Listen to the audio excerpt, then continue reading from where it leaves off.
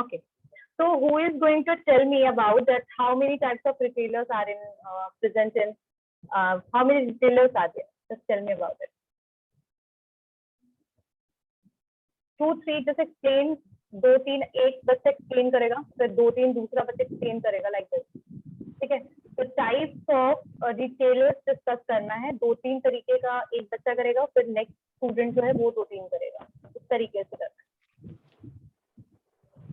Who is going to tell me about it, Vivan? Akanksha. Ma'am, 2 types of retailer, basically unorganized and organized.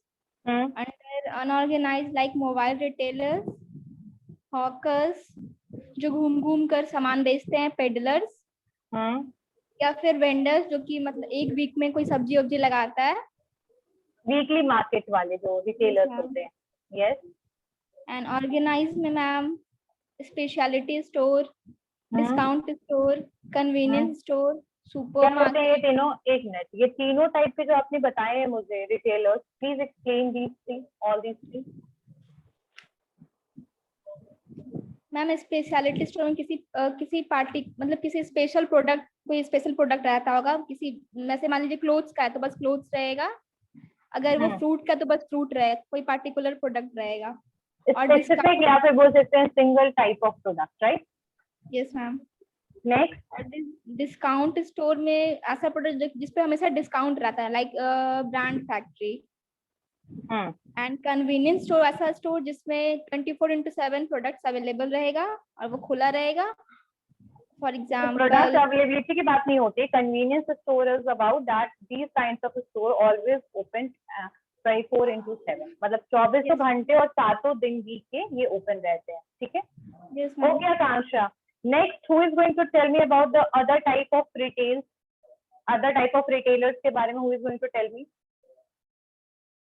Other type of retailer? Yes ma'am. Ma'am एक होता है departmental store, जिस यह एक big store है जिसमें हर तरह के प्रोडक्ट मिलते हैं. हर तरह के अलग अलग प्रोडक्ट मिलते हैं. फुटवेयर, क्लोथिंग हो गया और स्टेशनरी हो गया आइटम्स. मतलब हर तरह के, सिर्फ ग्रोसरी को छोड़कर बाकी सारे प्रोडक्ट इसमें मिलते हैं. और सुपर इंडस्ट्रियल प्रोडक्ट को छोड़ के, इंडस्ट्रियल प्रोडक्ट को भी छोड़कर. मैम. ठीक है. और एक होता है सुपर मार्केट जिसमें वेजिटेबल, फ्रूट्स, फूड मटेरियल और ग्रोसरी प्रोडक्ट मिलते हैं. ये भी एक बिग स्टोर है. जैसे भी सुपर मार्केट्स वैसे मार्केट्स होते हैं which are basically deals in vegetables, fruits and little bit household items. ठीक है. थोड़े बहुत ग्रोसरी या little bit household item, but majority में इनका डेली बेस्ड प्रोडक्ट होते हैं. जो डेली बेस्ड मतलब जो बेसिकली आपके डेयरी बेस्ड प्रोडक्ट भी होगा, फ्रूट्स होगा, वेजिटेबल्स होगा, ये सारे टाइप के होंगे जिसमें आपके सुपर मार्केट है. Now just tell me about the other type of market. Hyper market यह मिक्सर होता है डिपार्टमेंटल स्टोर एंड सुपरमार्केट का, जिसमें जो डिपार्टमेंटल स्टोर में मिलता है और सुपरमार्केट में वो दोनों प्रोडक्ट इसमें अवेलेबल होता है. लाइक दीज काइंड्स ऑफ जो स्टोर्स हो सकते हैं या फिर इन टाइप के जो मार्केट्स होते हैं, they are dealing with both kind of things, like whatever is offered in the supermarket as well as whatever offered in the departmental store. So that is a kind of mixture of both types. ठीक है. इसमें यहाँ पर groceries भी होंगे, आपके बाकी के प्रोडक्ट्स भी होंगे, डेयरी प्रोडक्ट्स भी होंगे, वो ग्रोसरीज भी होंगे, सारे होंगे जिसमें हाइपर मार्केट है. Other type of retail, online retail या ऑनलाइन में जो डीलिंग होता है, बहुत सारे मैन्युफैक्चरर जो है डायरेक्टली प्रोडक्ट कंज्यूमर तक सेल करते हैं. So they don't need middleman, agents, brokers, wholesales, retails. ऐसे केस में आपका हर तरीके का कॉस्ट कम होता है. और आप जैसे आपके बोल सकते हैं कि वेयर हाउस का कॉस्ट हो गया, रिटेल तक मैनेजमेंट कॉस्ट हो गया, एक्स्ट्रा एम्प्लॉय का कॉस्ट हो गया, कुछ भी नहीं लगता है सर. तो इस केस में ऑनलाइन रिटेलर इसीलिए आपको comparatively to market and offline market, वो आपको कम प्राइस में आपको बेसिकली प्रोडक्ट ऑफर करते हैं. बिकॉज यहाँ पर जो एक्स्ट्रा कॉस्ट किसी भी मैन्युफैक्चरर को जो लगाना पड़ता है वो ऑनलाइन में नहीं होता है, वो एलिमिनेट हो जाता है. ठीक है। आपको मिडल मैन के जो ब्रोकर्स कमीशन जो भी वो लेते हैं वो सारी चीजें यहाँ पर ऑनलाइन रिटेल में नहीं होता है, ठीक है।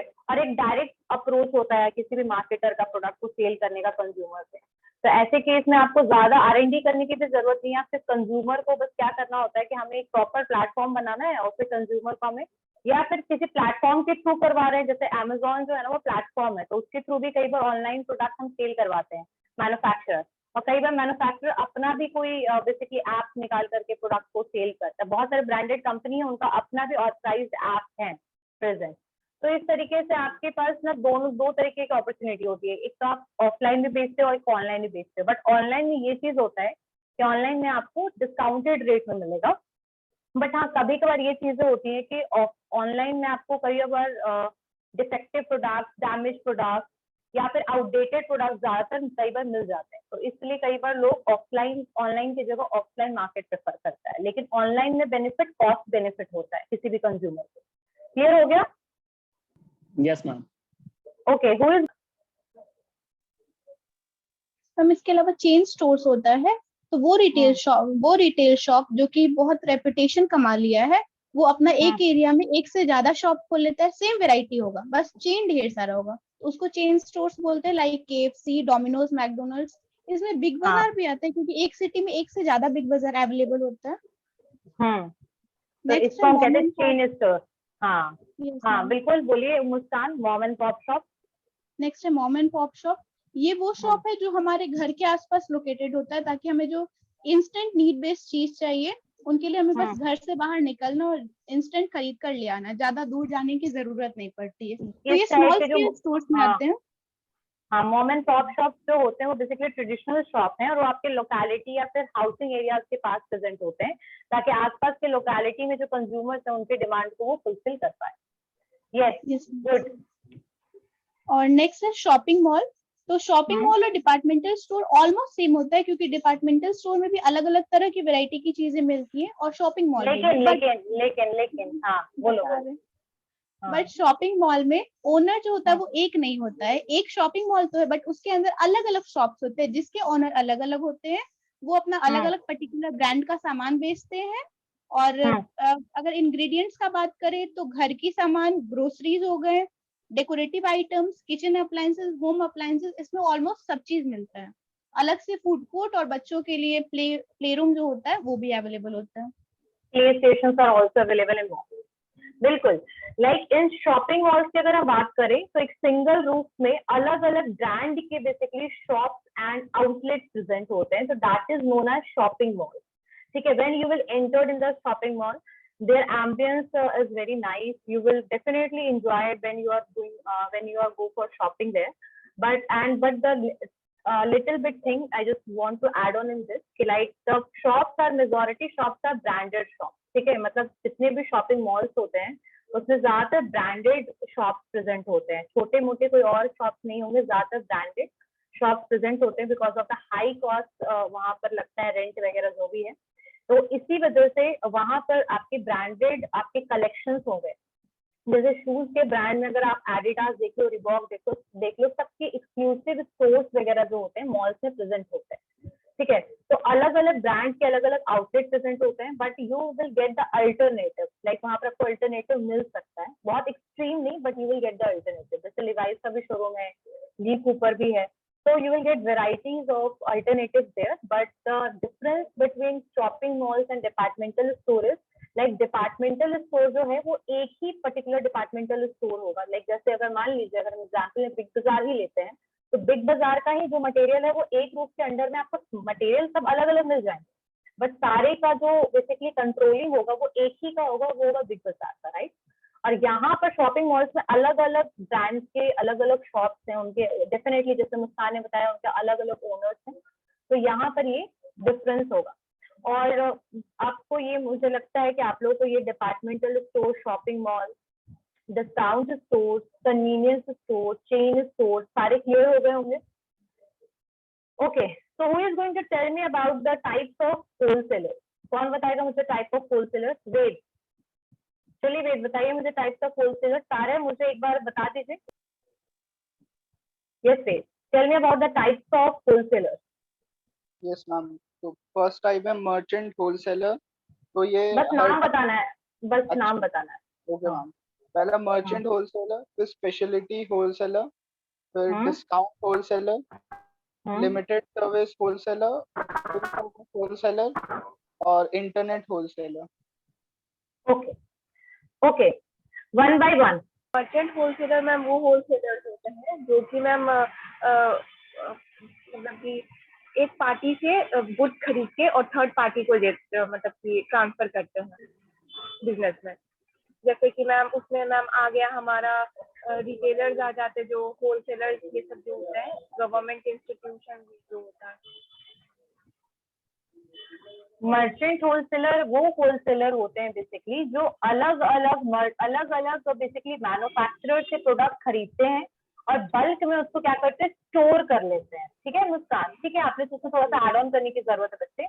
कि मर्चेंट होलसेलर कौन होता है, बेसिकली वैसे होलसेलर्स होते हैं जो क्या करते हैं कि वो अलग अलग मैन्युफैक्चरर से प्रोडक्ट परचेज करते हैं, उसके बाद उसको स्टोर कर लेते हैं and according to the need of demand of retailer they are going to sell those product to the retailers को फिर वो प्रोडक्ट सेल कर देते हैं जितना रिटेलर का डिमांड होता है। ठीक है, बट उनका जो मेजर काम यही होता है कि अलग जगह से, मतलब अलग अलग आपके मैन्युफैक्चरर से वो प्रोडक्ट लेते हैं और वो वेराइटीज ऑफ प्रोडक्ट में डील करते हैं। एंड दूसरी चीज, ये ज्यादातर FMCG प्रोडक्ट्स में डील करते हैं, यानी फास्ट मूविंग कंज्यूमर गुड्स हैं, डेली बेस नीड वाले जो प्रोडक्ट्स होते हैं उनमें ज्यादातर ये डील करते हैं। Next type of wholesaler, speciality wholesaler. Speciality wholesaler वैसे होलसेलर जो किसी स्पेशल कैटेगरी या स्पेशल प्रोडक्ट को डील करते हैं। जैसे कि ma'am footwear, clothing, electronics, cosmetics. तो मैम वो हाँ बिल्कुल, बोलिए दीप आगे। तो वो स्पेशल एक कैटेगरी में डील करता है। स्पेशलिटी जो होलसेलर्स होते हैं वो स्पेसिफिक किसी एक प्रोडक्ट में डील करते हैं। ठीक है, जैसे मोबाइल के अगर वो होलसेलर है तो सिर्फ और सिर्फ मोबाइल को ही मैन्युफैक्चरर से खरीद कर वो सेल करेंगे, किसको, बेसिकली रिटेलर्स को। ठीक है, तो वैसे टाइप के होलसेलर जो एक या दो हार्डली प्रोडक्ट लाइन में काम करता है, तो कुछ स्पेसिफिक प्रोडक्ट लाइन को, बेसिकली कुछ स्पेसिफिक प्रोडक्ट को परचेज करता है, वैसे को कहते हैं speciality wholesaler. Next one, who is going to tell me the next one?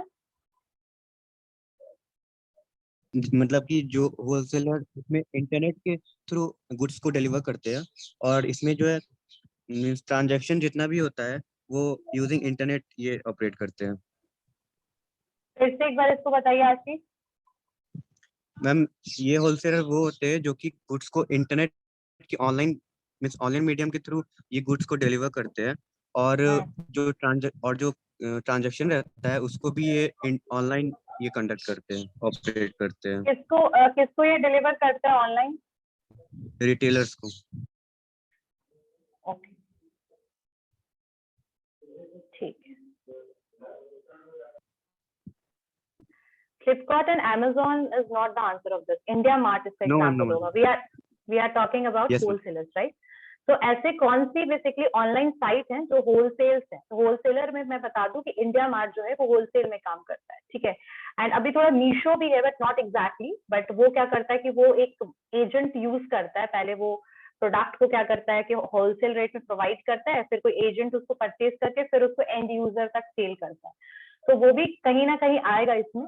तो बेसिकली यहाँ पर जो इंटरनेट होलसेलर्स वैसे होलसेलर्स होते हैं जो बेसिकली मैन्युफैक्चरर से प्रोडक्ट परचेज करते हैं, सब कुछ वो ऑनलाइन, उनका वर्चुअल ऑफिस होता है, मतलब कोई आपको ऐसा ऑफिस नहीं मिलेगा कि फिजिकल ऑफिस ज्यादा प्रेजेंट नहीं होता है इसका। और ज्यादातर इनके जो बेसिकली जो प्रोडक्ट होते हैं वो किस में होते हैं, होलसेल में बेसिकली वो डील करते हैं। वो अगर कोई भी रिटेलर को वो प्रोडक्ट कैसे बल्क में प्रोवाइड करते हैं कंपैरेटिवली टू कंज्यूमर। मतलब कंज्यूमर्स को तो हम एक दो यूनिट में प्रोवाइड करते हैं, बट रिटेलर्स को हम लिटिल बिट बल्क होता है या रिक्वायरमेंट के हिसाब से होता है। तो ये बेसिकली क्या हुआ, ये आपका हुआ ऑनलाइन होलसेलर। ठीक है, इंटरनेट होलसेलर। ठीक है, ऑनलाइन में जो डील करते हैं। Next one, who is going to tell me the next one?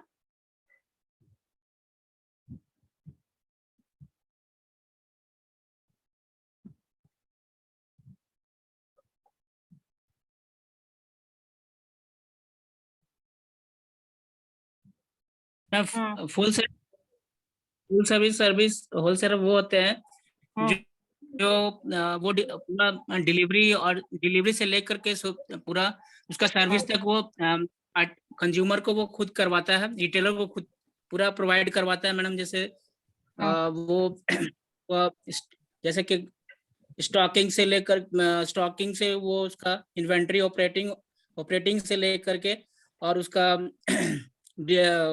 Delivery और इसका सप्लाई पूरा, मतलब वो अपने से कर करके पूरा, मतलब रिटेलर को वो उसका प्रोवाइड करता है सर्विस मैडम उसको। जैसे इलेक्ट्रॉनिक सामान का भी हुआ, और जैसे और अन्य प्रोडक्ट्स होते हैं उनको भी सब, और ट्रेनिंग वगैरह का भी वो प्रोवाइड करवाता है सारा चीज। Exactly. What is the meaning of basically full service wholesaler? कौन होते हैं फुल सर्विस होलसेलर? वैसे होलसेलर्स हैं बेसिकली जिनके basically they are providing all kind of services to the retailers. उसमें वो सारी टाइप की सर्विसेज देंगे, पूरी सर्विस देंगे, ट्रांसपोर्टेशन, स्टॉक मैनेजमेंट, फिर आपके अगर जरूरत पड़े तो they can also give the training to the employees. ठीक है, तो ये होते हैं आपके full service wholesaler. Next one, yes Muskan. Customer का जैसे ये सिर्फ अगर स्टॉकिंग करेगा सिर्फ स्टॉकिंग करेगा और डिलीवरी होगा तो सिर्फ डिलीवरी करेगा। इसमें मैम दो तरीका आता है, कैश एंड कैरी होलसेलर। इसमें मैम स्मॉल रिटेलर होता है जिसमें एफएमसीजी गुड्स, इसको अगर कोई भी प्रोडक्ट खरीदा तो सिर्फ कैरी करके खुद से लेना होता है मैम। और ट्रक होलसेलर में होता है मैम ट्रक के थ्रू रिटेल। ओके, तो फर्स्ट वाला क्या बताया आपने Suman? First one cash and carry wholesaler ma'am. What does it mean? Cash and carry wholesaler? Cash and carry wholesaler वैसे होलसेलर्स होते हैं जो आपको बेसिकली प्रोडक्ट क्या करेंगे, डिलीवर करेंगे। प्रोडक्ट आपको डिलीवर नहीं करेंगे एग्जैक्टली, वो आपको बोलेंगे कि आप बुकिंग कीजिए और उसके बाद कैश दीजिए और अपना प्रोडक्ट खुद ले जाइए। So they are not going to think about the delivering of the product, even they are not going to give the full service to the retailer, right? And what about the next one? Truck wholesaler. ये वो wholesalers होते हैं जो अपने product को deliver करवा देते हैं कहाँ तक? रिटेलर तक। ठीक है, ट्रक होलसेलर। क्लियर है? तो ये आपके टाइप्स ऑफ होलसेलर्स थे। About two topics. पहला टॉपिक ये है कि what are the various factors who are going to effect the, who is basically effecting the distribution. ठीक है, डिस्ट्रीब्यूशन सिस्टम, और वी कैन से कि कौन कौन से फैक्टर्स हैं जो चैनल को आपके इफेक्ट करते हैं, डिस्ट्रीब्यूशन सिस्टम को आपके इफेक्ट करते हैं, तो उसके बारे में हम डिस्कस करेंगे। ठीक है, उसके बाद सेकंड हम बेसिकली डिस्कस करेंगे about the what is the meaning of channel power. ठीक है, चैनल पावर का मतलब क्या होता है, इसके बारे में हम डिस्कस करेंगे।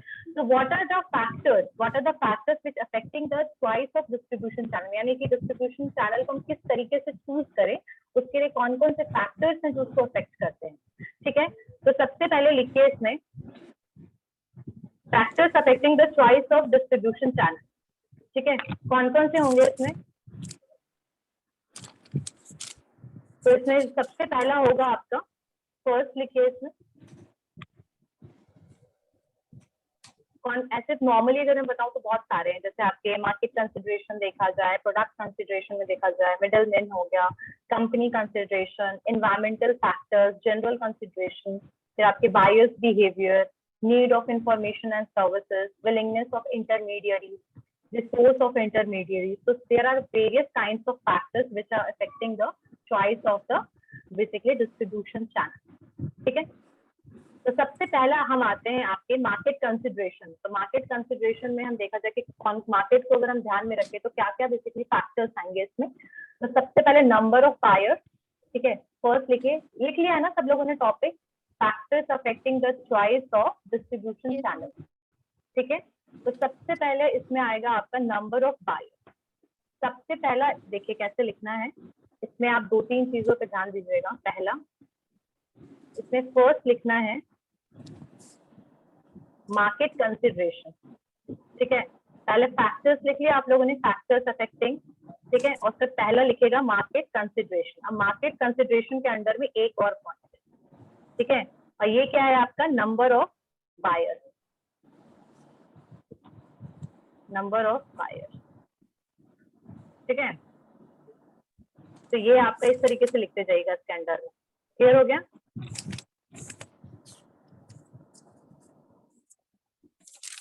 चलिए नंबर ऑफ बायर्स में लिखिए, नंबर ऑफ बायर्स में लिखिए, if the market of commodity is small, यानी जो कॉमोडिटी का मार्केट है वो बहुत ज्यादा बड़ा नहीं है, बहुत छोटा है, ठीक है, the manufacturer himself can sell his commodity, मतलब कि इन शॉर्ट कहने का मतलब ये है कि अगर कोई मैन्युफैक्चरर जो है बहुत स्मॉल स्केल में डील कर रहा है, ठीक है, बहुत कम उसका मार्केट शेयर है और वो बहुत कम प्रोडक्ट बना रहा है, तो ऐसे केस में क्या कर सकते हैं कि मैन्युफैक्चरर खुद ही प्रोडक्ट को सेल करने की कोशिश करेंगे, ठीक है, मतलब manufacturer they don't need any kind of intermediary, they don't need wholesalers, might be they need retailers but they don't need so many intermediaries, ठीक है, तो ऐसे केस में जहां पर नंबर ऑफ बायर्स आपके बहुत कम हो, बहुत लिमिटेड हो और बहुत कम मार्केट शेयर हो आपका, तो ऐसे केस में जो मैन्युफैक्चरर है they can sell their product directly to the consumer and they don't need intermediary, ठीक है, इन द डिस्ट्रीब्यूशन सिस्टम, उनको डिस्ट्रीब्यूशन में कोई भी इंटरमीडियरीज की जरूरत नहीं पड़ेगी। अगर वहीं आपके लार्ज नंबर ऑफ बायर्स हैं, यानी कि आपके जो बायर्स हैं बहुत सारे हैं, जैसे मान लीजिए मैगी है, तो मैगी के बायर्स उससे कितना ज्यादा है, ऐसे केस में मैन्युफैक्चरर जो है वो हर एक तक मैगी नहीं पहुंचा सकता, for that they need wholesalers and retailers, right, तो ऐसे केस में उनको क्या चाहिए होगा, कॉमोडिटी को सेल कराने के लिए दे नीड होलसेलर, रिटेलर्स और मिडलमैन, ठीक है, तो यहाँ पर जो नंबर्स ऑफ बायर्स और कह सकते हैं मार्केट शेयर जो है that will determine that you need the middleman, intermediaries or not, ठीक है, तो वो आपके चैनल डिस्ट्रीब्यूशन को बताएगा कि आपको डायरेक्ट चैनल यूज करना है या इनडायरेक्ट चैनल यूज करना है। डायरेक्ट चैनल का मतलब क्या होता है, जहां कंज्यूमर तक, जहां मैन्युफैक्चरर कंज्यूमर तक डायरेक्ट पहुंच जाता है, इनडायरेक्ट जहां पर उनको इंटरमीडियरी की रिक्वायरमेंट होती है। तो ये आपका पहला हो गया पॉइंट, ठीक है, हम मार्केट कंसिडरेशन में सबसे पहला पॉइंट हुआ नंबर ऑफ बायर्स, ठीक है, सेकेंड हो गया geographical concentration of the market, geographical concentration of the market, first वाला पॉइंट सबको क्लियर हो गया, number of buyers in the market consideration clear हो गया सबको? मैम एक बार रिपीट कर दीजिएगा। चलिए, तो नंबर ऑफ बायर्स का मतलब क्या होता है कि जब आपके बायर्स बहुत ज्यादा नहीं है, आपके कंज्यूमर्स बहुत कम है, आपका मार्केट शेयर बहुत कम है, तो ऐसे केस में जो मैन्युफैक्चरर है वो बहुत स्मॉल स्केल में प्रोडक्शन कर रहा है, ठीक है, और मुझे लगता, मतलब आप लोग भी समझ सकते हैं कि मे बी वो बहुत बड़ा मैन्युफैक्चरर नहीं है, तो वो उसको इंटरमीडिएट की जरूरत ही नहीं पड़ेगी, he or she can sell their product directly to the consumers, right?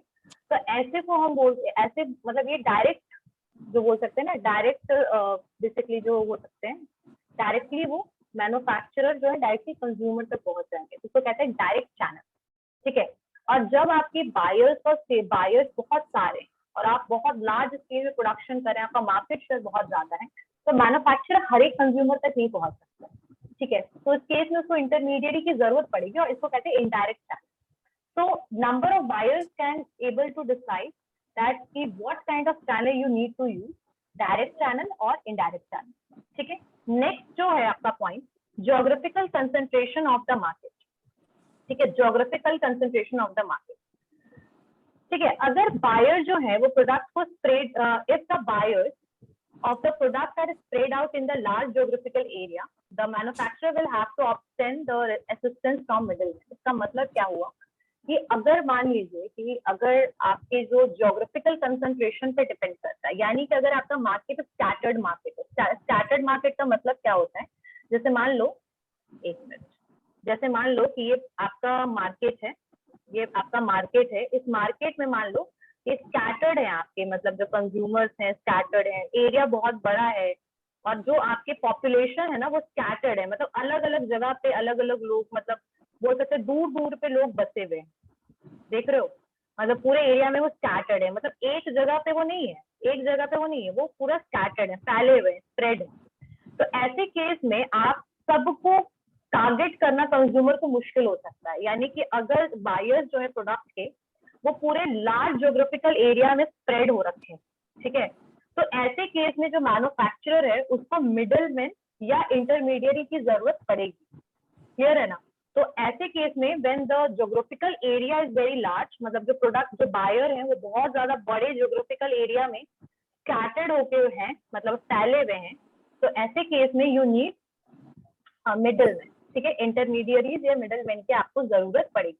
तो कहीं ना कहीं ज्योग्राफिकल जो कंसंट्रेशन है मार्केट का वो भी इफेक्ट करेगा किसको, आपके डिस्ट्रीब्यूशन, चैनल ऑफ डिस्ट्रीब्यूशन को होना, मतलब चलिए नेक्स्ट है आपका, समझ में आ गया। और अगर मान लीजिए कि ऐसे केस में जहां पर ज्योग्राफिकल कंसंट्रेशन मार्केट का मतलब उस तरीके से बहुत ज्यादा स्प्रेडेड है तो मिडलमैन की जरूरत पड़ेगी।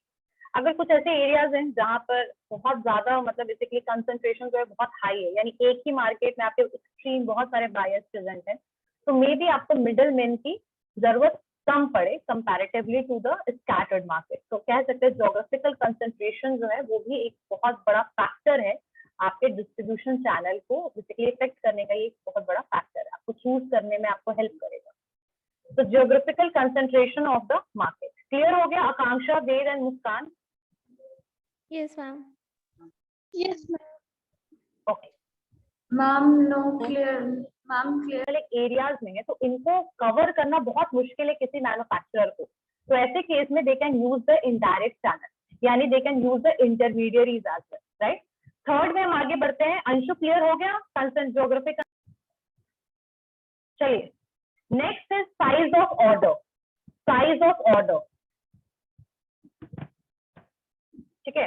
साइज ऑफ ऑर्डर का मतलब क्या है कि बेसिकली जो प्रोडक्ट है वो हम बल्क में सेल कर रहे हैं, कम यूनिट्स में सेल कर रहे हैं, कैसे सेल कर रहे हैं, ठीक है। तो यहाँ पर जो मैन्युफैक्चरर है अगर वो बल्क सेल कर रहा है फ्यू स्टोर्स को, if the manufacturer materialize the bulk sale to a few stores, he can materialize the sale direct, यानी कि अगर उसके जो डीलर्स हैं या फिर उनको जिन डिस्ट्रीब्यूटर से प्रोडक्ट सेल करवा रहा है या फिर उनके जो रिटेलर्स हैं वो बहुत कम है, अगर ठीक है बहुत कम है, तो ऐसे केस में वो क्या कर सकते हैं कि वो अपना जो भी ऑर्डर है, जैसे एक ही मान लो कि 5 स्टोर को, मान लो कि 5 स्टोर, एक मिनट, मान लो कि यहाँ पर मैन्युफैक्चरर है, मान लो यहाँ पर मैन्युफैक्चरर है, ठीक है। अब ये मैन्युफैक्चरर जो है इसके ये 5 शॉप में क्या कर रहा है, डील कर रहा है, 5 शॉप को अपने प्रोडक्ट दे रहा है, जैसे A B C T E. अब ये जो 5 जो इसके डिस्ट्रीब्यूटर हैं इसी को ये क्या कर रहा है, जैसे ये क्लोथ्स बना रहा है, क्लोथ्स का मैन्युफैक्चरर है, तो इसको 5000 यूनिट, इसको 10,000, इसको ऐसे ही 12,000, तो मतलब कुछ ही डिस्ट्रीब्यूटर को अगर वो बल्क में डिस्ट्रीब्यूट कर रहा है, यानी उसके जो डिस्ट्रीब्यूटर्स है वो बहुत लिमिटेड हैं, और लिमिटेड होने पर भी वो बल्क में प्रोडक्ट क्या कर रहे हैं, परचेज कर रहे हैं मैन्युफैक्चरर से।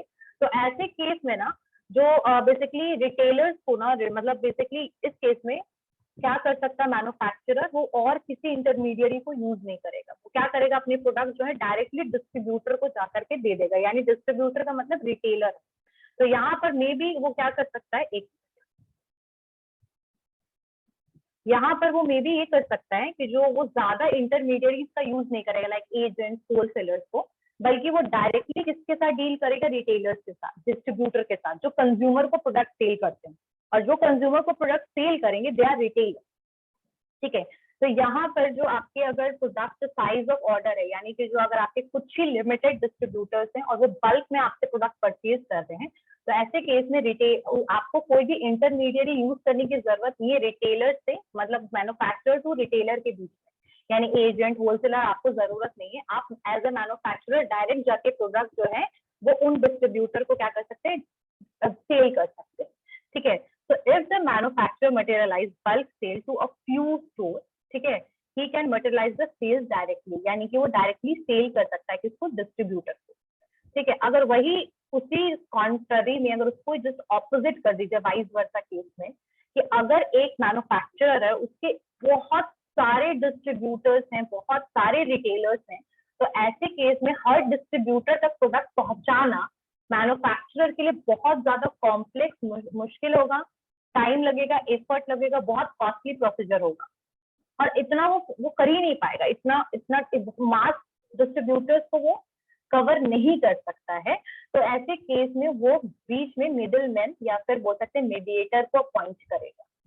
समझ में आई? साइज ऑफ बल्क ऑर्डर का मतलब यही है कि आप अगर कुछ ही लिमिटेड डिस्ट्रीब्यूटर तक बहुत एक्सट्रीम बल्क में प्रोडक्ट प्रोवाइड कर दे रहे हो, और आपको बहुत ज्यादा डिस्ट्रीब्यूटर की जरूरत ही नहीं है, क्योंकि 5-7 ही डिस्ट्रीब्यूटर सेल अच्छा खासा कर रहे हैं। तो बीइंग अ मैन्युफैक्चरर आप डायरेक्टली प्रोडक्ट जो है डिस्ट्रीब्यूटर को सेल कर सकते हैं। लेकिन अगर वही जस्ट ऑपोजिट केस हो जाएगा, आपके पास एक बहुत सारे डिस्ट्रीब्यूटर होंगे, जो इंटेंसिव डिस्ट्रीब्यूशन के केस में होता है, बहुत सारे डिस्ट्रीब्यूटर होते हैं, तो ऐसे केस में आपको मिडलमैन होलसेलर एजेंट की जरूरत पड़ेगी। ठीक है, समझ में आ गया? Third point, size of order सबको क्लियर है? Ved, Akanksha, Suman, Vishwajeet, Mayank, Ashish, everyone? Yes ma'am. Okay, next आते हैं हम नीड ऑफ कॉमोडिटी में। नीड ऑफ कॉमोडिटी, ठीक है, तो नीड ऑफ कॉमोडिटी में ध्यान देंगे कि if the commodity is required for the industrial institution, wholesalers will required for this purpose. यानी कि अगर आपका नीड ऑफ कॉमोडिटी पे डिपेंड करता है, या फिर यहाँ पर जो कॉमोडिटी है वो कैसा है, अगर आपकी इंडस्ट्रियल गुड्स है, मतलब इंडस्ट्रियल गुड्स यानी कि आप टूल्स, इक्विपमेंट, मशीनरीज वगैरह बना रहे हो, मैन्युफैक्चर कर रहे हो, यानी जो वैसे प्रोडक्ट बना रहे हो जिसके यूजर्स कौन है, इंडस्ट्री, तो ऐसे केस में आपको होलसेलर्स की जरूरत पड़ेगी, होलसेलर्स, मिडलमैन की जरूरत पड़ेगी। ठीक है, अगर वही आप कॉमोडिटी कंज्यूमर्स के लिए आप बेसिकली बना रहे हैं, तो यहाँ पर हो सकता है कि आपको रिटेलर की जरूरत पड़े बट होलसेलर की जरूरत ना पड़े, लेकिन in industrial user you have to use the wholesaler. तो यहाँ पर कहा जा रहा है कि इंडस्ट्रियल यूजर जो होते हैं उसके लिए होलसेलर एज अ मिडलमैन आपको यूज करना पड़ेगा, यानी जो आपका चैनल ऑफ डिस्ट्रीब्यूशन होगा उसमें आपको मिडलमैन में किसको रखना पड़ेगा, इंटरमीडियरी कौन होगा आपका, wholesaler. But in the case of the retailer, मतलब in the case of consumer goods, you can use retailers as well. आप रिटेलर को भी आप रख सकते हैं इस बीच में, होलसेलर को भी रख सकते हैं। तो in consumer goods we can use like normal जो आपका 3 लेवल चैनल, 2 लेवल चैनल भी हम यूज कर सकते हैं, बट इंडस्ट्रीज में ये रिक्वायर्ड है कि आपको होलसेलर चाहिए ही चाहिए। ठीक है, क्लियर हो गया? और ऐसे भी जो इंडस्ट्रियल आपके जो चैनल होते हैं ना, उसमें सिर्फ 2 लेवल चैनल तक होता है, 3 लेवल चैनल होता ही नहीं। तो यहाँ पर आपके 2 लेवल ही चैनल तक पहुंचता है, तो यहाँ पर आपको होलसेलर की रिक्वायरमेंट पड़ेगी इन इंडस्ट्रियल गुड्स। ठीक है, हैबिट्स ऑफ बायर्स। ठीक है, यहाँ पर मैंने 4 तरीके का आप लोगों को बताया, जैसे कि मार्केट कंसिडरेशन में 4 पॉइंट्स बताइए, 5th पॉइंट है, इसको लिखिए, हैबिट्स ऑफ बायर्स। जो डिस्ट्रीब्यूशन चैनल्स है वो बेसिकली मेजर इम्पैक्ट डालता है जिससे आपके बायर्स के हैबिट पे। हैबिट मतलब समझते हो ना क्या होता है, आदत। बेसिकली यहाँ पर कंज्यूमर की परचेजिंग पावर, परचेजिंग हैबिट्स की बात हो रही है। तो यहाँ पर जो डिस्ट्रीब्यूशन चैनल है वो बहुत ज्यादा इम्पैक्ट डालेगा किस चीज पे, आपके हैबिट्स ऑफ बायर पे। एग्जाम्पल के लिए अगर जो बायर्स हैं वो अगर कैश पे करते हैं, पे करेंगे कैश, किसके लिए, कॉमोडिटी के लिए। ठीक है, तो प्रोड्यूसर जो है can materialize the sale, but the service of middleman is necessary if the tendency of credit purchase is found. एक अब ध्यान से सुनिएगा, अगर कोई भी कंज्यूमर जो है, ठीक है, हैबिट पे बेसिकली आपके चैनल बहुत चैनल जो इफेक्ट करता है किसको, कंज्यूमर के हैबिट को, किस तरीके से करता है, ध्यान से सुनिएगा। कि अगर मान लीजिए कि कंज्यूमर जो है वो कैश में पे करता है, वो हर चीज जो भी खरीदता है वो पेमेंट करता है कैश। तो ऐसे केस में जो मैन्युफैक्चरर है ना, वो डायरेक्ट अगर चैनल भी यूज कर रहा है तो उसको कोई प्रॉब्लम नहीं है, because they are able to get the cash, जो भी उनका पैसा है वो उनको मिल जा रहा है। लेकिन जहां पर वैसे कंज्यूमर्स हैं जिनको क्रेडिट में यानी उधार लेने की रिक्वायरमेंट पड़ती है, उधार में प्रोडक्ट परचेज करते हैं, तो वो विदाउट मिडलमैन पॉसिबल नहीं।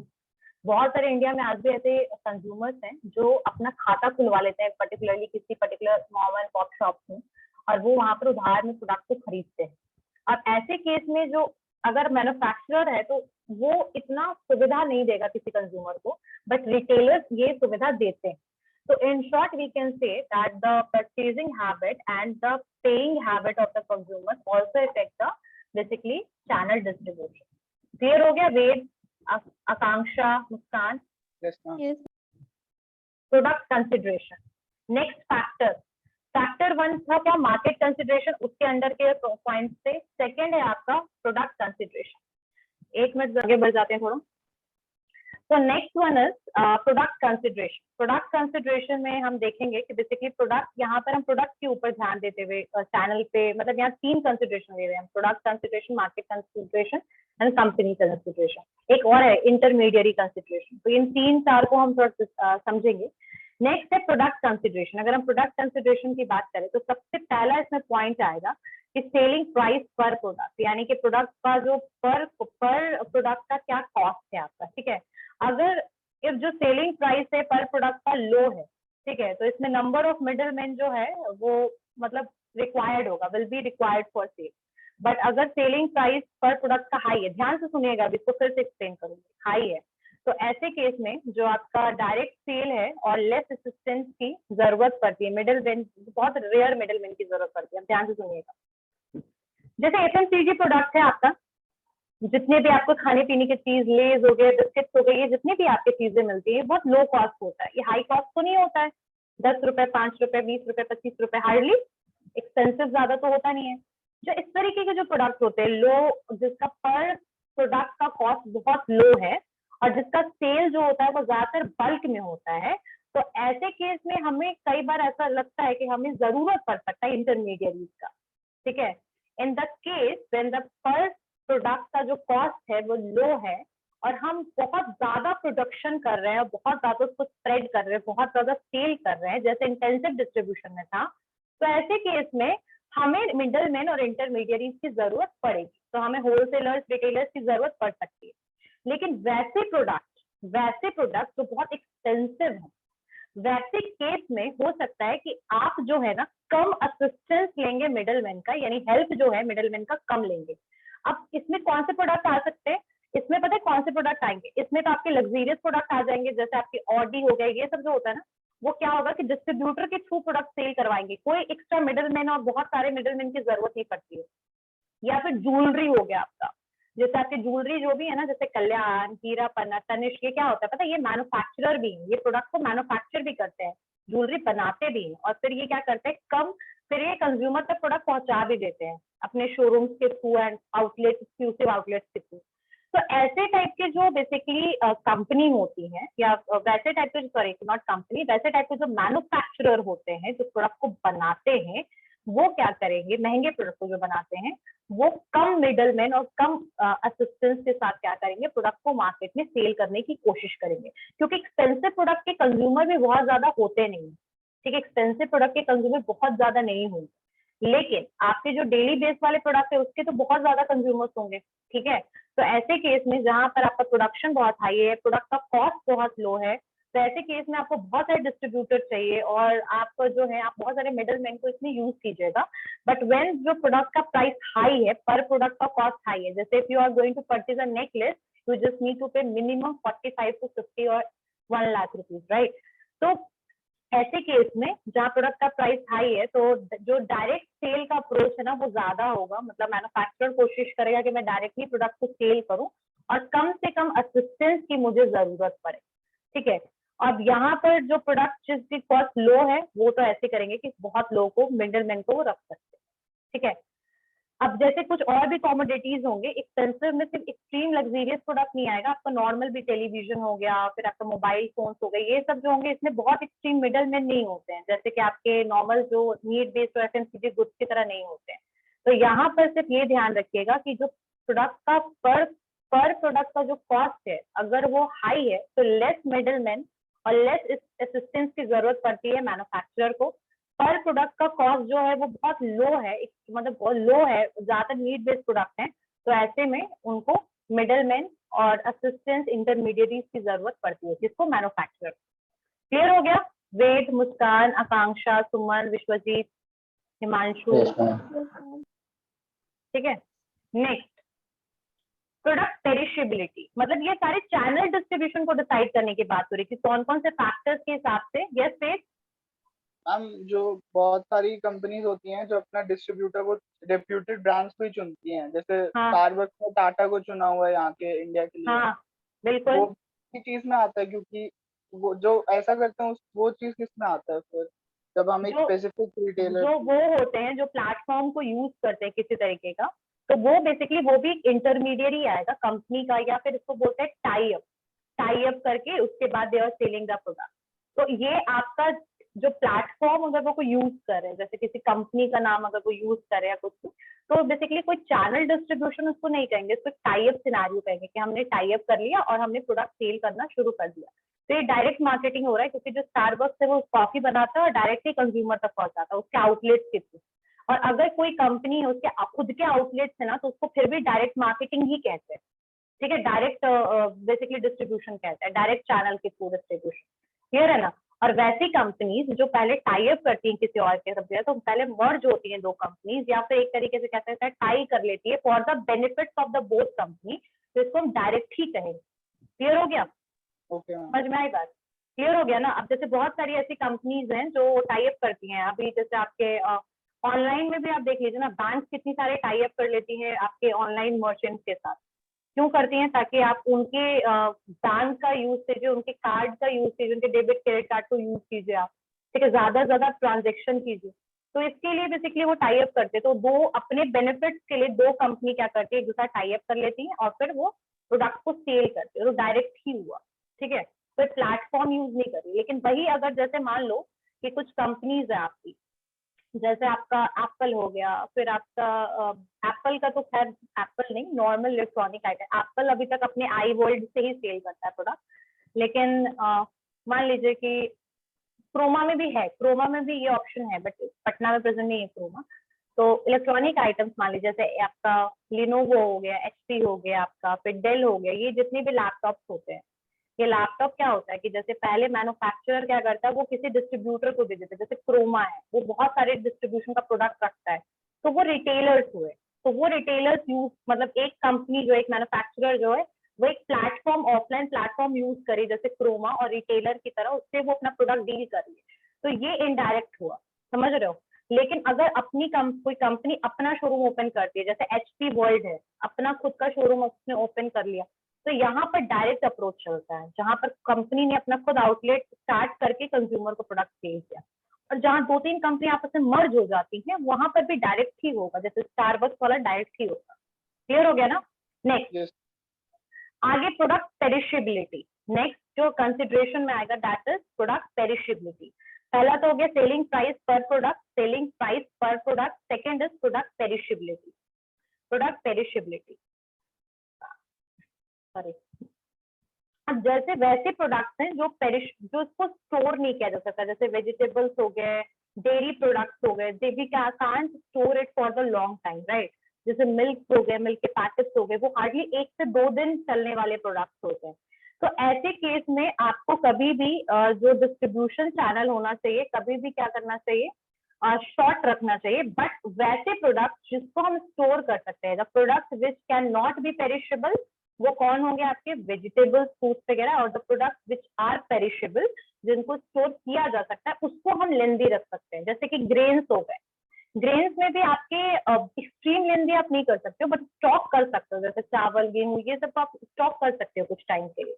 बट जो बिल्कुल 1-2 दिन वाले प्रोडक्ट्स होते हैं, बहुत ही बोल सकते हैं कि जो नॉन ड्यूरेबल प्रोडक्ट्स हैं या फिर नॉन पेरिशेबल प्रोडक्ट्स, जिनको स्टोर हम कर ही नहीं सकते लॉन्ग टाइम तक, तो इसके जो बेसिकली चैनल होना चाहिए, डिस्ट्रीब्यूशन चैनल, उसको शॉर्ट कर देना चाहिए। अगर शॉर्ट नहीं करेंगे तो डिस्ट्रीब्यूटर तक कब पहुंचेगा और वो कंज्यूमर तक कब पहुंचेगा, just think about it, right. तो ऐसे केस में क्या होगा, प्रोडक्ट जो है स्पॉइल हो जाएगा, खराब हो जाएगा। तो हमें क्या करना है, नॉन जो प्रोडक्ट जिसको हम स्टोर नहीं कर सकते, नॉन ड्यूरेबल गुड्स को, we just need to keep a small distribution channel, and in the case the products are perishable or durable, we can use the large or long distribution channels. Clear हो गया? On the basis of perishability. Next है on the basis of weight. On the basis of weight. ये सारे products को हम देख रहे हैं। एक बार हम मार्केट को देख रहे थे कि मार्केट में कितने बायर्स हैं, मार्केट का साइज कहाँ है, कहाँ पर आपके पोटेंशियल कंज्यूमर है, मार्केट कंसिडरेशन में ये देख रहे थे। प्रोडक्ट में हम क्या क्या चीजों को देखेंगे कि हमारा प्रोडक्ट किस टाइप का है, ठीक है। लाइक जो प्रोडक्ट है वो ड्यूरेबल है, प्रोडक्ट जो है वो नॉन ड्यूरेबल है, प्रोडक्ट का कॉस्ट क्या है। तो यहाँ पर जो पूरा का पूरा जो हमारा कंसंट्रेशन है वो प्रोडक्ट के ऊपर, ठीक है। तो नेक्स्ट है वेट। वेट में लिखिए,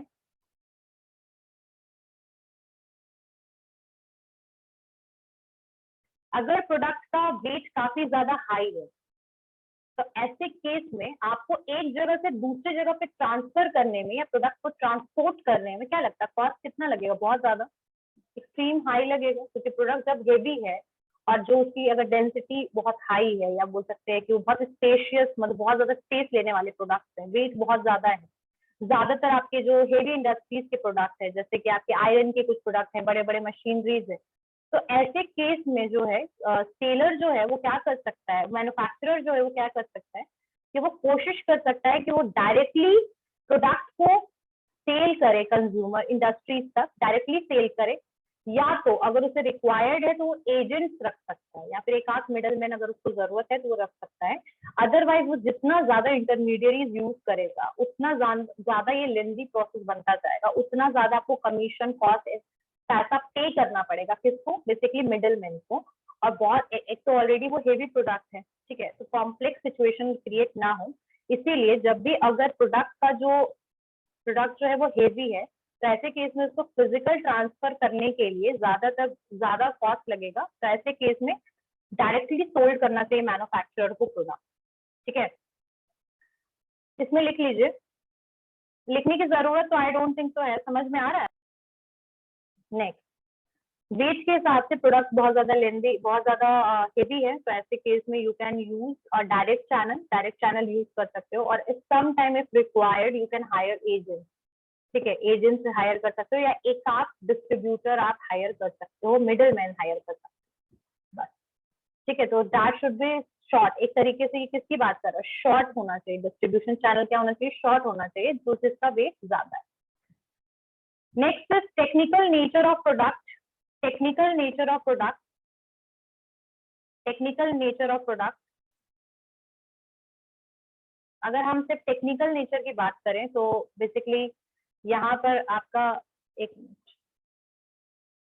बहुत सारा, ठीक है, टेक्निकल कंसिडरेशन की अगर मैं बात करूँ, टेक्निकल नेचर ऑफ प्रोडक्ट की बात करूँ, तो इसमें जो प्रोडक्ट अगर टेक्निकल नेचर के हैं और उसके लिए स्पेशल टेक्निकल नॉलेज की जरूरत है, यानी ऐसे पर्सन की जरूरत है जो स्किल्ड है, ठीक है, जो टेक्निकल प्रोडक्ट में डील कर रहा है, तो ऐसे केस में आप जो मैन्युफैक्चरर जो है वो हैंडल कर सकता है डायरेक्टली, और डायरेक्टली भी हैंडल कर सकता है, और कुछ डिस्ट्रीब्यूशन सिस्टम को शॉर्ट कर सकता है। यानी तो प्रोडक्ट, जैसे कि टेक्निकल प्रोडक्ट्स में कौन हो गया, आपके लैपटॉप्स हो गए, मोबाइल फोन हो गया, मशीनरीज हो गया, फिर आपके और भी जैसे कुछ सॉफ्टवेयर हो गए, या फिर आपके एसी हो गया, कूलर, ईच एंड एवरीथिंग, क्या ये सारे टेक्निकल प्रोडक्ट्स हैं, ठीक है, टेक्नोलॉजिकल बेस्ड प्रोडक्ट है। तो ऐसे प्रोडक्ट के साथ अगर आप मैन्युफैक्चरर कर रहे हैं, ऐसे प्रोडक्ट अगर आप मैन्युफैक्चरर कर रहे हैं, तो आप ऐसे केस में आप क्या कर सकते हैं, आप शॉर्ट जो है, आप शॉर्ट चैनल यूज कर सकते हैं, थोड़ा मतलब जो डिस्ट्रीब्यूशन चैनल होगा वो आपका शॉर्ट हो सकता है, या डायरेक्ट भी हो सकता है, या फिर आप अपने कुछ डिस्ट्रीब्यूटर बनाइए, उनको सेल कीजिए, और फिर कंज्यूमर को वो सेल कर देंगे, ठीक है। जैसे मैंने क्रोमा का एग्जांपल दिया, वो इसमें बिल्कुल फिट बैठ सकता है कि टेक्निकल नेचर ऑफ प्रोडक्ट का मतलब क्या है, कि वैसे जो लोग हैं, जैसे एफएमसीजी प्रोडक्ट है, उसमें बहुत ज्यादा टेक्निकल नॉलेज की जरूरत नहीं है, बट जो टेक्निकल प्रोडक्ट का डील करेंगे उन लोगों को नॉलेज होनी चाहिए, तभी वो प्रोडक्ट को सेल कर सकते हैं कंज्यूमर तक, राइट। तो ऐसे केस में शॉर्ट डिस्ट्रीब्यूशन चैनल की हमें जरूरत पड़ेगी।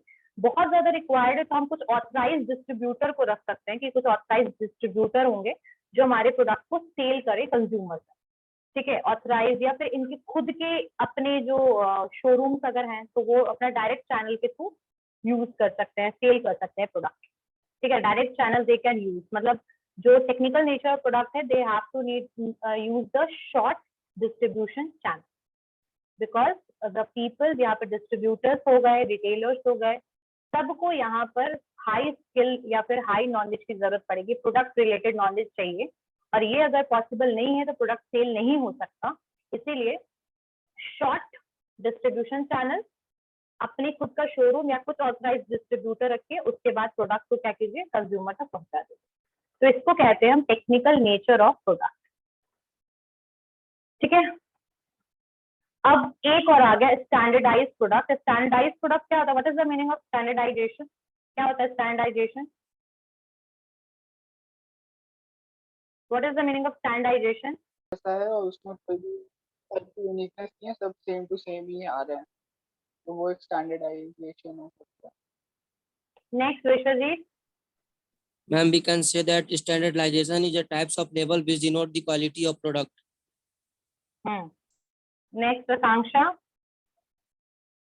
यस यस मैम, और जिसका प्राइस जो है या फिर क्वांटिटी जो है वो हर एक जगह पे सेम होगा, मतलब प्लेस टू प्लेस वैरी नहीं करेगा। तो आप तीनों का ठीक है, तीनों का जो आप, यस मुस्कान बोलिए, आप भी बोलिए।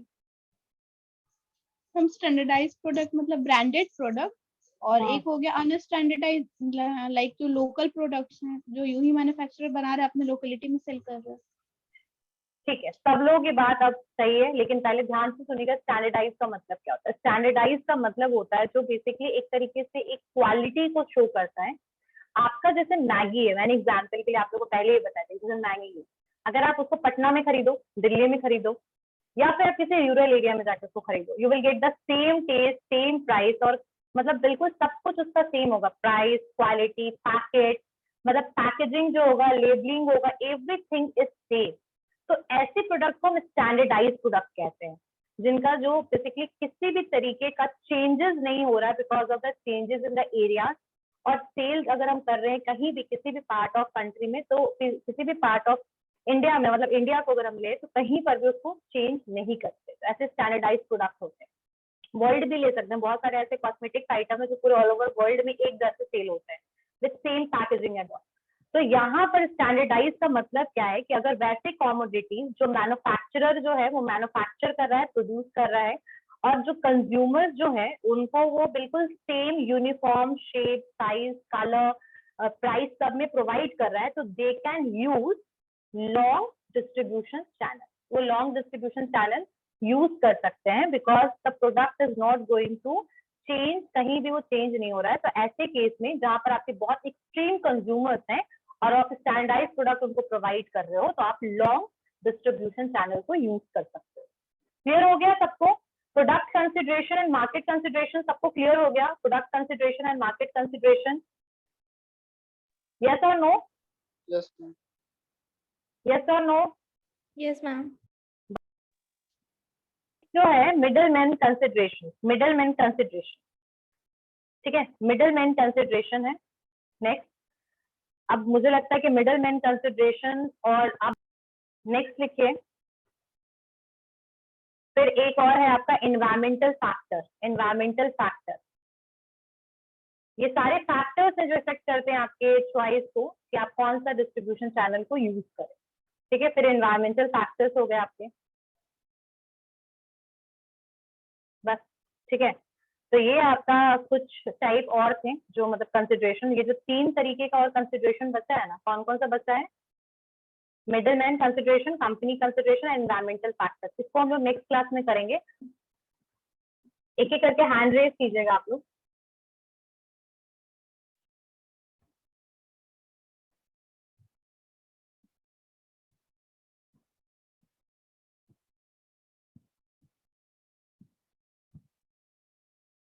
Yes. Question 1. While stating the price, marketers select the pricing objectives, estimate demand, analysis, competitors' cost, offers and prices, all of the above. Yes, Vishwajit? All of this, ma'am. All of the above. Akanksha? Yes, ma'am. All of the above. Adiba? Ma'am, all of these. ठीक है। तो while setting the price, यानी price को set करने के time पे हमारे लिए सब कुछ इम्पोर्टेंट है। जैसे कि हमारा ऑब्जेक्टिव क्या है प्राइसिंग का, यानी कि हमें लॉन्ग टर्म प्रॉफिट चाहिए, हम रिटर्न ऑन इन्वेस्टमेंट चाहिए, ठीक है। या फिर हम एस्टिमेट करेंगे डिमांड, यानी कि प्रोडक्ट का डिमांड कितना है मार्केट में, कॉम्पिटिटर का कॉस्ट क्या है, कॉम्पिटिटर्स जो है उन्होंने अपने प्रोडक्ट का प्राइस क्या रखा है, ऑफर्स क्या क्या है, प्राइसेस क्या है, इन सब चीजों को हम ध्यान रखेंगे। उसके बाद प्राइस को सेट करेंगे। तो all of the above. Next question. The pricing objectives are maximum current profit, market share and market skimming, survival, product quality leadership, all of the above. Yes, Vishwajit? All of the above, ma'am. Next, Ved? All of the above. Akanksha? Yes, ma'am. D. All of the above. Suman? All of the above, ma'am. Okay. तो the question क्या है कि जो market pricing का objective क्या है। सबसे पहली बात, प्राइसिंग का ऑब्जेक्टिव तो सबसे पहला सर्वाइवल होता है कि कंपनी जो है वो लॉन्ग टर्म तक चलने के लिए हमें क्या चाहिए, प्रॉफिट चाहिए। अगर या फिर प्रॉफिट या बोल सकते प्रॉपर प्राइसिंग चाहिए, प्राइसिंग ऑब्जेक्टिव या प्रॉपर प्राइसिंग स्ट्रैटेजी हमें सेट करने की जरूरत है, क्योंकि अगर हमें पैसा जो हमने इन्वेस्टमेंट किया अगर हमें रिटर्न नहीं आएगा तो we can not survive in the market for the long time. तो सर्वाइवल तो सबसे पहला इसमें हो गया। सेकेंड जो आपका है कि मैक्सिमम करंट प्रॉफिट, मतलब जितना हो सके हमें प्रॉफिट मिले, मार्केट शेयर हो, मार्केट स्कीमिंग, मतलब बेसिकली हम प्रोडक्ट का प्राइस हाई रखें, पॉसिबल है। और प्रोडक्ट क्वालिटी लीडरशिप, यानी प्रोडक्ट में आप सबसे अच्छी क्वालिटी का प्रोडक्ट प्रोवाइड करते हैं। तो ये तीनों ही ऑब्जेक्टिव किसकी है? प्राइसिंग। क्योंकि अगर आप प्रोडक्ट की प्राइस हाई ले रहे हैं तो what consumer is expecting from you? Quality. Quality भी प्रोडक्ट का उसी हिसाब से होना चाहिए। तो प्राइसिंग का ऑब्जेक्टिव यही है कि आप अच्छी क्वालिटी का प्रोडक्ट प्रोवाइड कीजिए। प्रोडक्ट क्वालिटी लीडरशिप मतलब मार्केट में जो कॉम्पिटिटर है उनसे बेटर क्वालिटी का प्रोडक्ट प्रोवाइड करना। सर्वाइवल यानी कि जो कंपनी है वो लॉन्ग टर्म तक सर्वाइव करे, मार्केट में टिके। मैक्सिमम करंट प्रॉफिट मतलब कि जितना हो सके प्रॉफिट अर्न करे। So all these are the basically objectives of pricing. So all of the above. Next question. If the company face intense competition and plagued with the overcapacity, the pricing objective is? Yes, Vishwajit? Survival, ma'am. Next, anyone else who want to give the answer of this? Anshu? अच्छा wait करें, answer दीजिए आप। Survival ma'am. Next Anshu, Ashish, survival ma'am. Next Suman, survival ma'am. Himanshu, survival ma'am. Aarti, सारे बच्चों को participate करना है, मैं पहले ही बता दूं, इसे 5-6 बच्चों के लिए नहीं है, this is for every student. Yes, answer is survival. अगर कंपनी जो है वो बहुत ज्यादा एक्सट्रीम उसको कंपटीशन मिल रहा है, ओवर कैपेसिटी हो गया, प्रोडक्ट जो है उनके पास एक्स्ट्रा बहुत ज्यादा बल्क में है, स्टोर हो गए हैं, इन्वेंट्री कॉस्ट आपका बहुत हाई लग रहा है, प्रोडक्ट सेल नहीं हो रहा मार्केट में, तो आपका सबसे पहला जो प्राइसिंग ऑब्जेक्टिव होना चाहिए कि आप अपनी कंपनी को बचाओ, यानी कंपनी सर्वाइव कर सके। उस समय आप प्रॉफिट के बारे में, मार्केट शेयर के बारे में, इन सब के बारे में आप नहीं सोच सकते। The first thing comes in the mind of any company is that we just need to survive in this competitive environment. क्योंकि अगर कंपटीशन इंटेंस हो गया और आपका प्रोडक्ट जो है वो बिल्कुल उसका डिक्लाइन हो गया, डिक्लाइन स्टेज में पहुंच गया, उसके बाद सर्वाइव करना कंपनी के लिए बहुत ज्यादा मुश्किल होता है।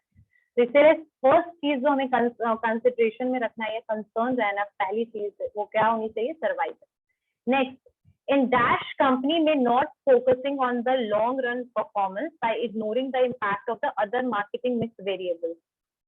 क्या होगा?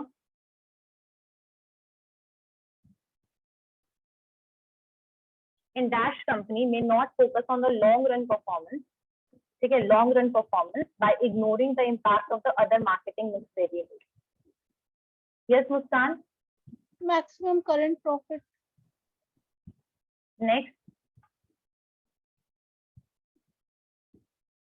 Next, who is going to tell me the answer of this? कौन बच्चा मुझे बताएगा इसके बारे में? Other students? Yes, Akanksha. B, maximum current profit. Vishwajit? B, ma'am, B. Okay. So answer of this is B.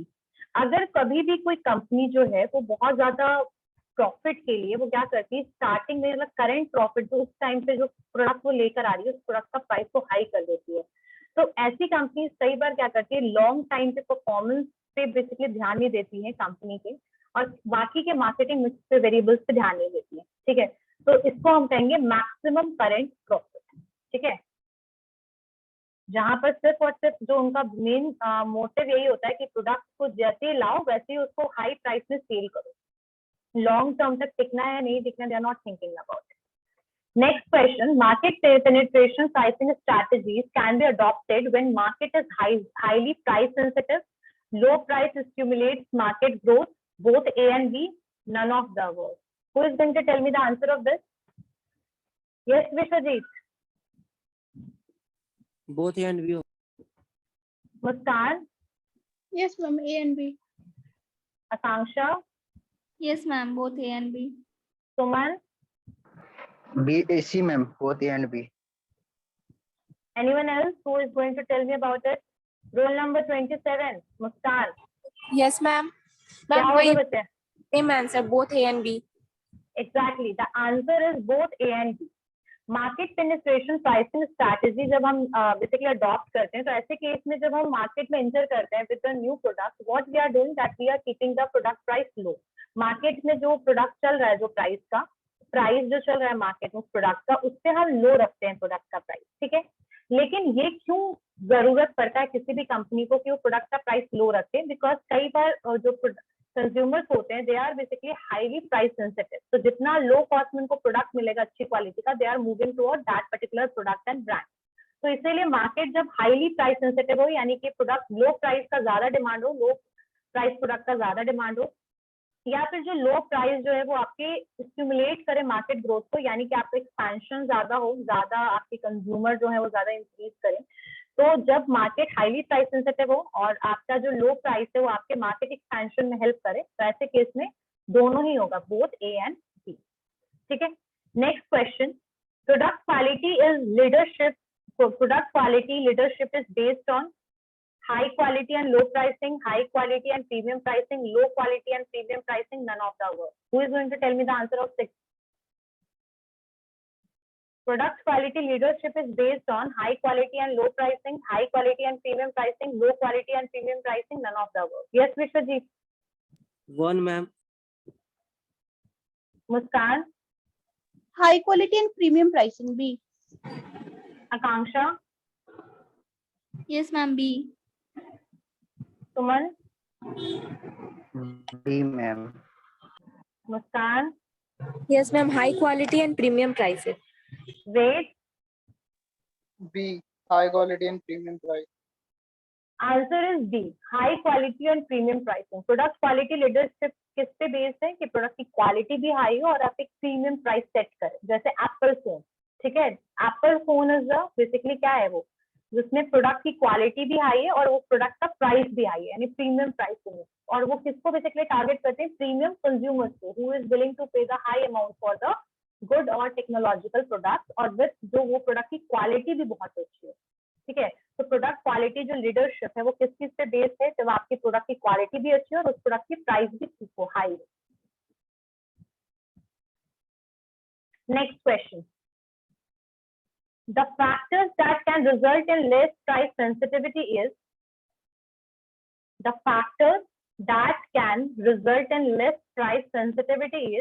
the product is more distinctive, less knowledge about the substitute, both A and B, or none of the above. Who is going to tell me the answer of this? Question number 7. Raise your hand. Yes, Akanksha. Ma'am, B. Less knowledge about substitute. Wait. Yes, Wait. Both A and B. Anyone else who want to give the answer of this question? Both A Yes, and B, ma'am. Muskan. Yes. Ma'am, both A and B. Okay. Akanksha, Adiba. Ma'am, both A and B. Option C. Anyone else who want to give the answer of this? Yes. The factor जो basically less price sensitive कब बना देता है? जब हमें product के distinctive होने का बेसिकली पता ना हो कि प्रोडक्ट हमारा कितना डिस्टिंक्ट है, यानी कितना अलग है. The product is more distinctive, मतलब ज्यादा, बहुत ज्यादा डिस्टिंक्ट हो, मतलब अलग हो. ठीक है. लेस नॉलेज अबाउट सब्स्टिट्यूट, जब दूसरे उस टाइप के प्रोडक्ट के बारे में हमें पता ना हो, सब्स्टिट्यूट के बारे में पता ना हो. ठीक है, तो यहाँ पर answer both A and B होगा. ठीक है. नेक्स्ट,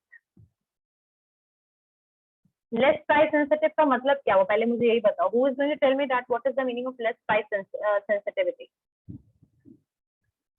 लेस प्राइस सेंसिटिविटी का मतलब ये हुआ कि जब आप प्राइस सेंसिटिव हैं तो आप कोई भी चीज कैसे ढूंढेंगे? आप प्राइस जो है वो आप लो प्राइस देखिएगा, है ना.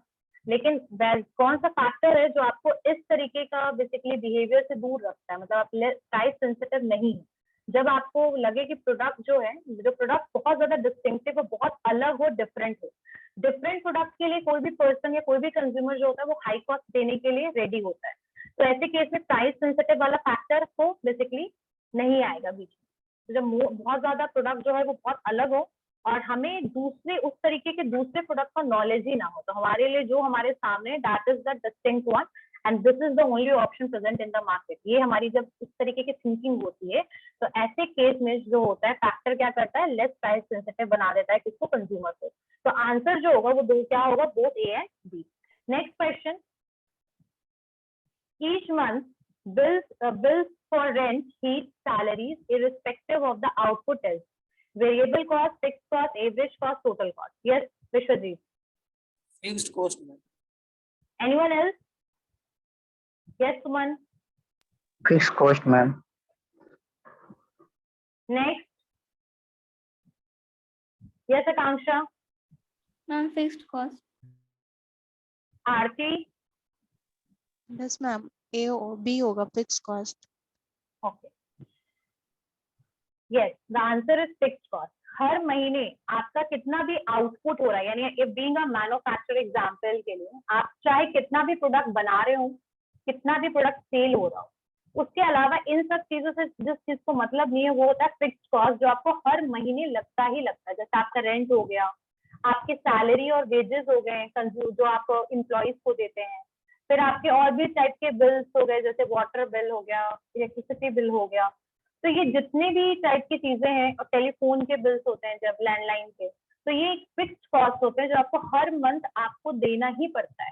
ठीक है, आउटपुट आपका हो या ना हो, आपकी कंपनी लॉस में हो या फिर सक्सेसफुल हो, या आपका कुछ भी हो, ऐसा कोई भी कंडीशन हो, बट ये जो नॉर्मल आपके कॉस्ट है ये आपको लगेंगे ही लगेंगे, तो इनको कहते हैं fixed cost. Next, when an organization sells a service or product at 2 or more prices, ठीक है, that do not show a proportional difference in cost is known as customer segment pricing, price discrimination, product form pricing, image pricing. Yes, Vishwajit. Price discrimination, ma'am. Muskan. Price discrimination. Muskan. Ma'am price discrimination होगा. Anyone else who want to give the answer of this question? ठीक है, when an organization sells a service or product at 2 or more prices that do not show proportional differences in cost. ठीक है, यानी कि ऐसा नहीं है कि अगर मान लीजिए कि मैंने ये इस तरीके की बॉटल्स बनाई, ठीक है, अब जैसे 2-3 बॉटल मैंने, मतलब यही सेम बॉटल बनाया मैंने, ठीक है, और मान लीजिए इसका जो कॉस्ट मुझे बनाने में पड़ा, मान लो 40 रुपीज पड़ा, तो कॉस्ट जो है वो मुझे सेम पड़ रहा है प्रोडक्ट को बनाने में, लेकिन प्रोडक्ट को हम प्राइस को डिफरेंस कर रहे हैं, मतलब डिफरेंट प्राइस हम ले रहे हैं कंज्यूमर से, हम अलग अलग पैसा प्राइस पे बेसिकली ले रहे हैं उनको. वो क्यों है, what is the reason behind it? तो इस पूरे टर्म को तो हम पहली बार प्राइस डिस्क्रिमिनेशन कहते हैं, बी होगा इसका आंसर. लेकिन प्राइस डिस्क्रिमिनेशन क्यों होता है, what is the reason behind the price discrimination? जब हमने प्राइसिंग स्ट्रैटेजी पढ़ा था तो मैंने उसमें बताया था क्या होता है प्राइस डिस्क्रिमिनेशन का, क्या क्या फैक्टर होता है, क्या होता है फैक्टर्स प्राइस डिस्क्रिमिनेशन का. पहली बात तो ज्योग्राफिकल फैक्टर होता है, ट्रांसपोर्टेशन कॉस्ट वगैरह अगर आपको एक एरिया से ज्यादा लगेगा दूसरे एरिया में तो आप ऑब्वियसली उस एरिया में उस प्रोडक्ट का प्राइस हाई कीजिएगा. प्रोडक्ट का डिमांड अगर किसी पर्टिकुलर कलर का ज्यादा, जैसे पिंक कलर का ज्यादा अगर डिमांड हो जाता है तो इसको हम थोड़ा सा हाई प्राइस में करते हैं. और एक चीज और होता है कि आप प्रोडक्ट का या सर्विस का डिमांड कर कब रहे हैं, जैसे एग्जाम्पल में एयरलाइंस का जो टिकट होता है वो प्राइस डिस्क्रिमिनेशन पे क्यों चलता है, वो प्राइस का फ्लेक्सिबल क्यों होता है, बिकॉज जब आपको 2 दिन बाद ट्रैवल करना है, यानी जो आपकी नीड है वो 2 दिन के बाद है, तो ऐसे केस में प्राइस हाई होगा. लेकिन जब आप 1 महीने पहले बुकिंग करते हैं तो उसका प्राइस लो होता है. तो वो किस चीज का पार्ट है, प्राइस डिस्क्रिमिनेशन का. डिमांड बहुत बड़ा फैक्टर है, आपका फिर एक हो सकता है ज्योग्राफिकल फैक्टर. ठीक है, तो यहाँ प्राइस डिस्क्रिमिनेशन होगा आंसर. नेक्स्ट क्वेश्चन जो है वो ध्यान से देखिएगा.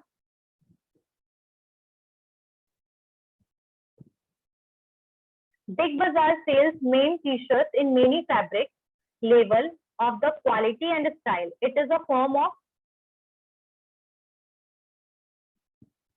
Big Bazaar sells men's t-shirt in many fabrics, labels of quality and styles. It is a form of, yes, Muskan? Customer segment pricing. Next, Muskan. Ma'am customer, ma'am वही first वाला customer segment and pricing. Next, Suman. Customer segment pricing. Akanksha. Yes, ma'am. A. Anyone else who want to give the answer of this?